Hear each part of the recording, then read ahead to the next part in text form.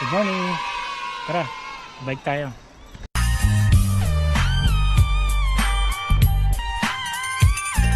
Dito ulit tayo ngayon sa kahabaan ng MacArthur Highway. Dito sa Marilao, sa Marilao. Ang destination natin ngayon ay sa Bitbit River. Bali araw ngayon ay Thursday. Check natin kung kung open na ulit yung Bitbit River sa public. Yan, paglampas ng tulay dito sa may stoplight, kakanan tayo.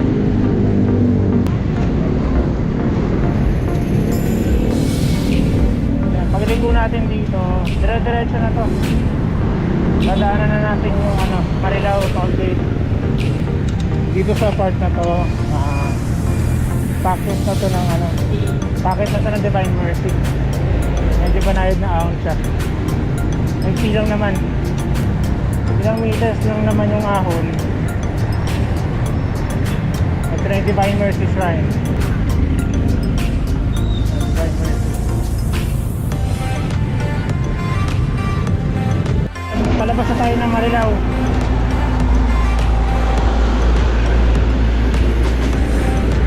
Ito na yung boundary ng San Jose del Monte. Yan.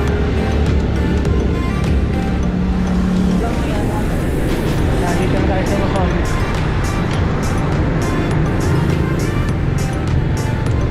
Pagdating dito sa Muson, may intersection. Kakanan na tayo.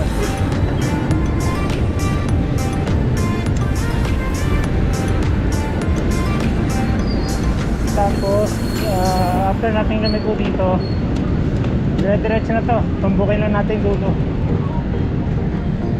hanggang makarating tayo sa Quirino Highway.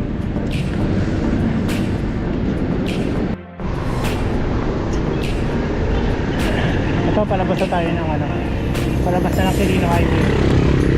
Kakaliwalan tayo dito. Yung bandang kanan, papuntang yan, SM San Jose del Monte, tapos Caloocan, SM Bellevue, yan.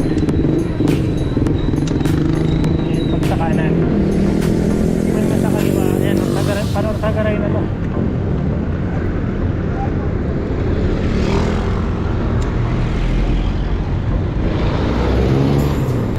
Actually kung papunta ka namang Bitbit River, pag dito ka dadaan, hindi ka na maliligaw pero diretso na to. Wala ka na nilikuhan.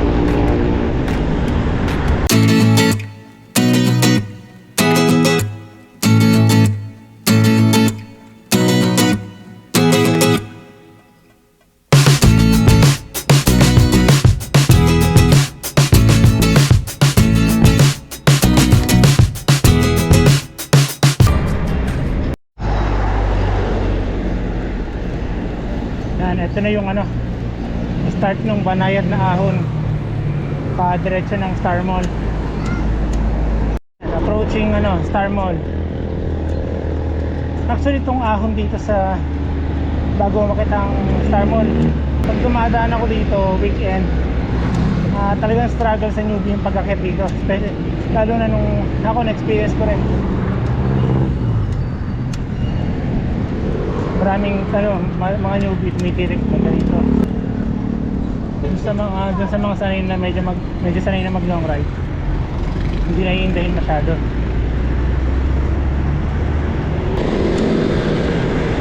Itong area na to, yung sa Mililikwat, sa Luwilier, direction nito paano na ligaw-ligaw. Yung Paligaw-ligaw road yun, papunta na ng Rizal. Pero tayo, didiretso tayo.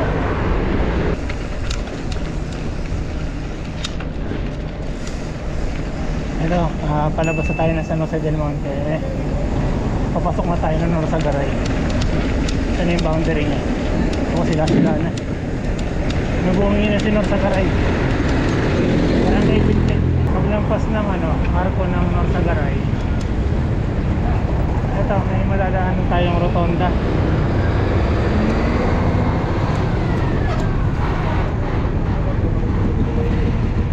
Rotonda.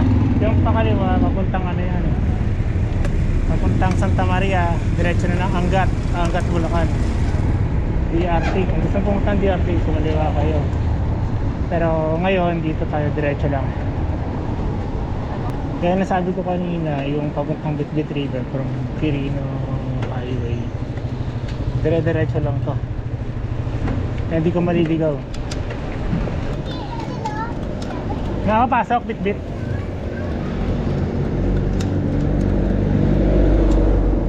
Yun, good news. Nagpapapasok daw sa Bitbit River. Starting dito,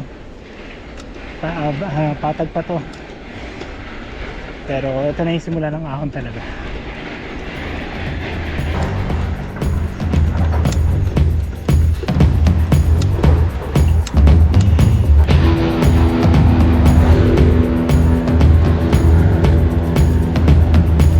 Yan, 9%. 9%.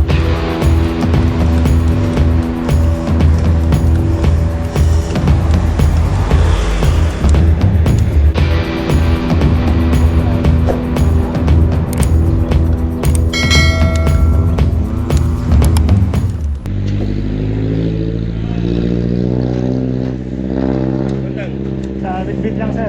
Vaccination card. Ay, meron.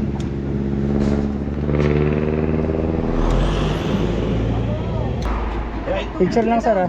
Kaya iwan ko makandi lang punta kasi. Ito. Buta ka ako. ID kasama? Julius Elvin. Ito sir.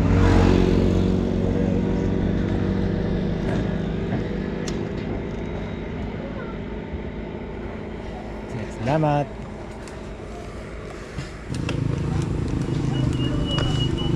So yun. Karagdagang info sa mga pupunta dito sa sa Bitbit. May checkpoint.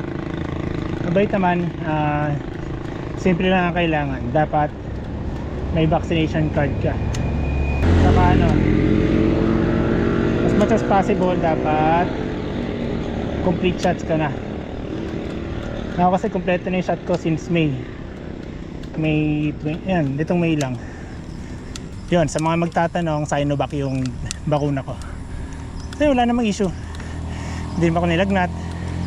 Wala pa naman ako. Hindi pa naman ako nako-COVID. Awa ng Diyos. Lahat ng kaopisina ko nagka-COVID na, ako na lang hindi. Ewan ko ba. Pero salamat pa rin. So yung pinakita ko, hindi pala yung mismong card. Ginawa ko, picture lang. Picture lang ko lang yung vaccination card. Ano naman yan, accepted na nila. Tapos samahan mo na lang ng ID, at least valid ID. Yeah, from the time na lumabas tayo ng Quirino Highway, ito lang yung first time na niliko tayo dito sa San Mateo. Ito yung first time na niliko tayo. Sabi ko kanina, dire-diretso lang, taliko tayo dito. Kasi yun, wala nang likuan to, dire-diretso na rin to.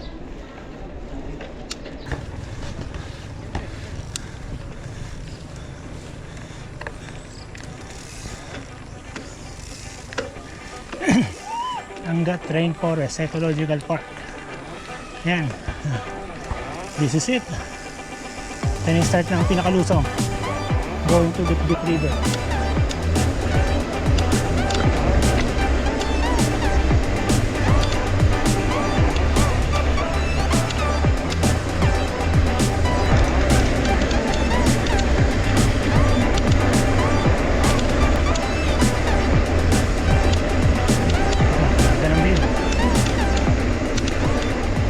Hindi na ako into dyan kahit maganda ka view. Kaya ang momentum, sarap lumusong eh. Tanaw na natin dito yung bridge. Ingat lang talaga kasi pag malakas ang ulan, malumot yung semento rito, malumot. Delikado. Buti ngayon may ambon, pero hindi naman basang-basa yung kalsada. Maambon ngayon, pero hindi ko naman iniinda. Wala naman, mahina lang.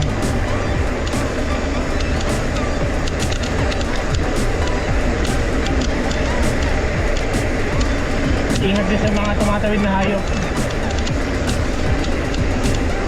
pag ganito na palusong, huwag tayo masyadong babad sa brake, pitik-pitik lang. Kasi minsan pag sobrang brake, iinis yung brake pad nyo, yung rotor, baka mawala ng kapit. Hindi ko naman nangyayari sa akin yun, pero ano, tip lang, pitik-pitik lang ng brake. Okay, enough na yun, hindi naman kailangan mag full stop kapag lusong.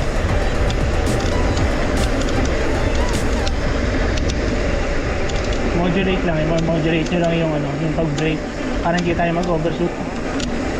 Yan. At least kontrolado pa rin natin yung handling. Hindi pwedeng ano, dire-diretso. Hindi natin alam kung may makakasalubong tayo na sasakyan. Sila madali sila makakapag-brake, tayo hindi.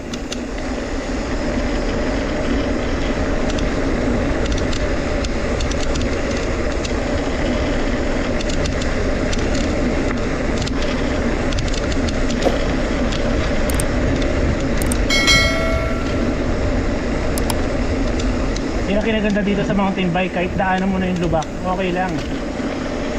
Hindi na tayo kailangan mag full stop sa mga lubak, kaya na nating daanan yan. Basta nasa tamang speed lang tayo. Unlike kapag road bike, talagang kailangan mong ano, kailangan mong magdaan yan lubak, masira yung wheel set mo. Yan, dito na tayo. Welcome to Bitbit River. Yan. Yung tao sana. Yun. Welcome to Bitbit River, Bitbit Bridge.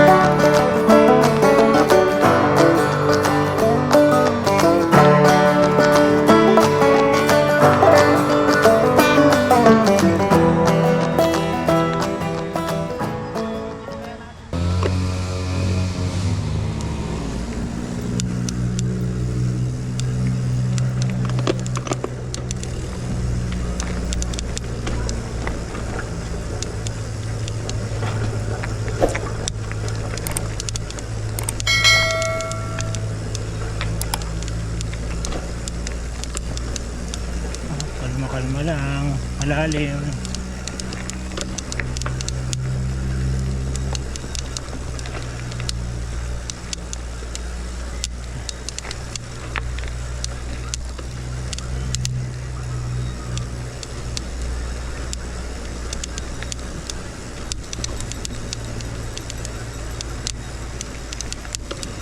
Maganda naman daanan yung lupa ngayon basa. Unlike before, di ko mababato dati kasi ang ano ang dulas ng lupa.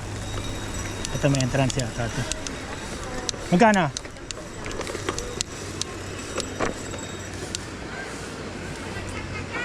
Yan, entrance fee 10 piso sa bike. Motor 30. Okay.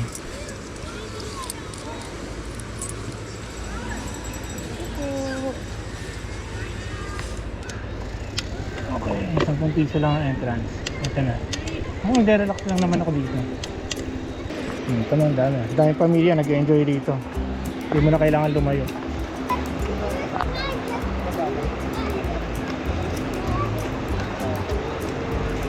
So ngayon pwede ka nang tumawid. Dati kailangan kong tumawid doon sa kabilang tulay bago ka makarating dito. Ngayon ko nakita to.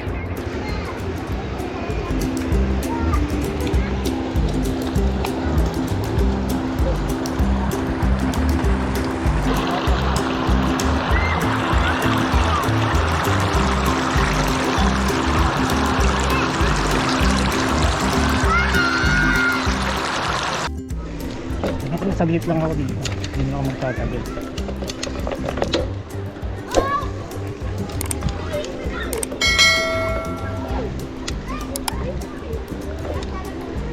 Nagpunta lang talaga ako dito para sumilip lang.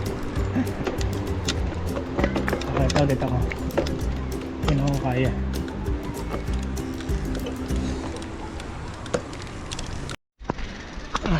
Tula ko na lang. Mahirap eh. Kasi after nito, mahaba-haba pa yung aahunin dito sa ano, paglampas ng bridge. Hindi na ako nagtagal sa baba. At ano, may bayad kasi yung cottage. Ayoko na singilin. Dito na lang ako sa taas. May tindahan naman dito. Kakain na ako kahit cup noodles. Kasi yun, ang dapat na ano ko talaga dito, dapat na ride ko ngayon is Timberland. Anin ko sana, tatry ko sanang ahunin ng ilang beses yon. Eh kaso na, tinamad ako. Nalito ko ng gising, alas 7 na ako nakaalis. Kaya bigla naisip ko, bit na lang. Kaya hindi ako ready sa mga ano eh, ganap. Buti may nasave ako na picture ng ano ko, vaccination card. Kaya may naipakita agad ako sa checkpoint. So yun, dali lang naman siya. Etong ride na to, mas ano siya, preferred ko siya sa mga newbie. Kasi nandyan yung mahaba siya, may ahon. Mahirap sa simula, pero kaya. Maganda pa yung view. Hindi katulad kung hindi mo na kailangan lumayo. Kasi kung magti-Timberland ako, mga dami sasakyan. Tatawid ka pa ng flyover, ay ng overpass. Yun, medyo delikado. At least dito maganda yung ano, makikita mo, chill ride lang. Magandang praktisan siya. Actually marami na akong mga kaibigan na newbie na dinala ko dito. Ayan.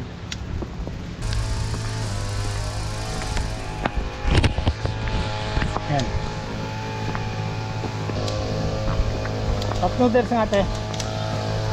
Yun, may nakakwentuhan ako si ate, yung titinda rito.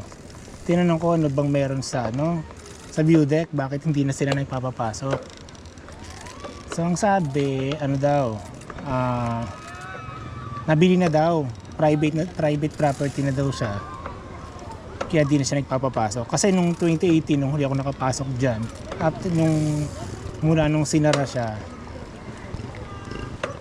ang sabi, dahil daw sa landslide kaya hindi na nagpapasok mula nun. Tapos after nun, daw siya, nabili na daw siya ng mga Koreano daw, sabi. Hindi na, from then hindi na sila nagpapasok ng kahit sino. Pero yung mga residente, hindi naman daw pinalas. Mukhang ginawa na silang trabahante. Ayun yung istorya. Nakipag-chismisan muna ako. Kasi matagal na din ako naiwagan bakit hindi na siya nagpapapasok. Kasi kung landslide, madali namang maayos yun. Years na yun nakalipas. Ngayon na ako nagkaroon ng chance na magtanong.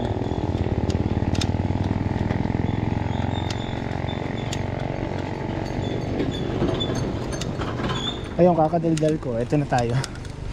Ahunin ko na tong start na ako ng ahon. Tingnan natin kung hanggang saan ako tatagal.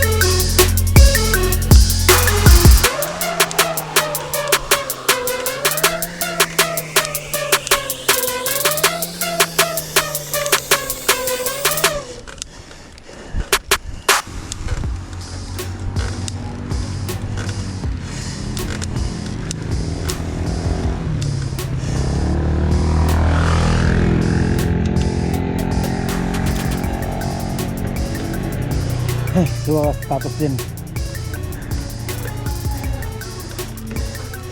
Mga lalaro sa ano 8 to 13, 8 to 14 ata percent gradient. Yan, awa ng Diyos, di naman ako tumukod. Kinaganda rin kasi ano, makulimlim, less init. Sa factor din yan.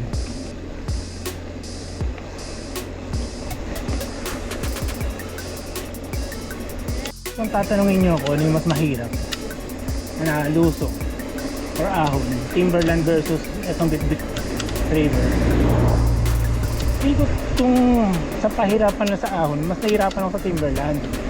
Pero kung susumahin mo yung kabuuan ng ride ng pag-uusapan, mahirap to. Kasi sa Timberland na 30 kilometers pag naakit mula sa amin sa bahay, 30 kilometers lang nandun ako sa tuktok ng wall 1. Ang pinaka mahirapan lang ako doon sa ahon ng mismo Timberland, which is mahirap naman talaga. Unlike dito sa papuntang Bitbit River, yung papunta pa lang sa kapauwi, pahirap pa na. Sa Timberland pag pauwi ka na, or lusong na lang yan eh. Yung patasan yun lang naman na mahirap eh, kaya nyo naman na yun. Dito yung papunta mo pa lang, ang daming banayad na ahon, mahirap na yun. Kasi yung pauwi, matindi rin yung ahon ng ano, packet pa lang ng dito sa may Bitbit, mahirap na yan. So overall, dito ako sa Bitbit River mas nahirapan. Yung sa ibang ano, sa ibang ride, sa ibang ahon, hindi ko pa ma-compare kasi gusto ko ma-experience ko sa ulit. Kasi noon madami naman na akong na bike, pero ngayon lang kasi ako nag-start mag-vlog. Kaya yung gusto kong damahin ulit yung feeling na inaahon ko, saka ako magkukumpara, at least may basis.